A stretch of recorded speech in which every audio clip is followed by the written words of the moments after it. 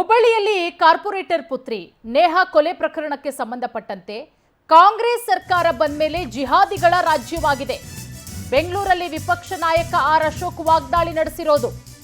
ಕಾಂಗ್ರೆಸ್ ಸರ್ಕಾರ ಬಂದ ಮೇಲೆ ಜಿಹಾದಿಗಳ ರಾಜ್ಯ ಆಗಿದೆ. ಬೆಂಗಳೂರಲ್ಲಿ ವಿಪಕ್ಷ ನಾಯಕ ಆರ್ ಅಶೋಕ್ ವಾಗ್ದಾಳಿಯನ್ನು ನಡೆಸಿದ್ದಾರೆ.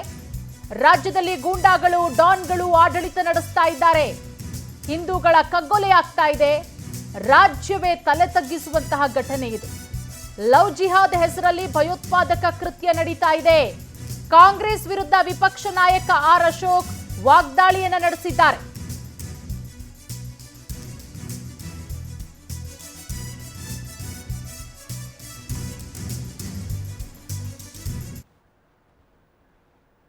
ಆವರಣ ಸೆಕ್ಯೂರ್ ಪ್ಲೇಸ್, ಯಾವಾಗಲೂ ಸುರಕ್ಷಿತ ಪ್ರದೇಶ.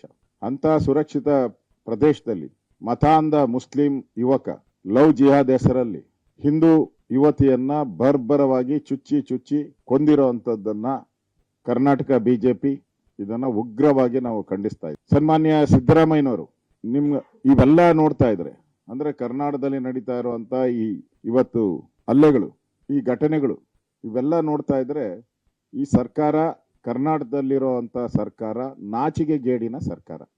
ಕಾನೂನು ಸುವ್ಯವಸ್ಥೆಯನ್ನ ಗೂಂಡಾಗಳಿಗೆ ಕೈಗೆ ಕೊಟ್ಬಿಟ್ಟು ಕರ್ನಾಟಕ ಯಾರೋ ಡಾನ್ಗಳು ನಡೆಸ್ತಾ ಇದ್ದಾರೆ ಅನ್ನೋ ರೀತಿ ಸರ್ಕಾರವನ್ನ ನಡೆಸ್ತಾ ಇದ್ದಾರೆ. ಮೊದಲು ಹುಬ್ಬಳ್ಳಿಯ ಈ KLE ಕಾಲೇಜಲ್ಲಿ ಆದಂತ ಘಟನೆ, ಸ್ವತಃ ಅವರ ಎತ್ತ ತಂದೆ ತಾಯಿ ನನ್ನ ಮಗಳಿಗಾದಂತ ಘಟನೆ ಯಾವ ಹಿಂದೂಗಳಿಗೂ ಆಗಬಾರ್ದು, ಇದು ಲವ್ ಜಿಹಾದ್ ಅಂತ ಒತ್ತಿ ಹೇಳಿದ್ದಾರೆ.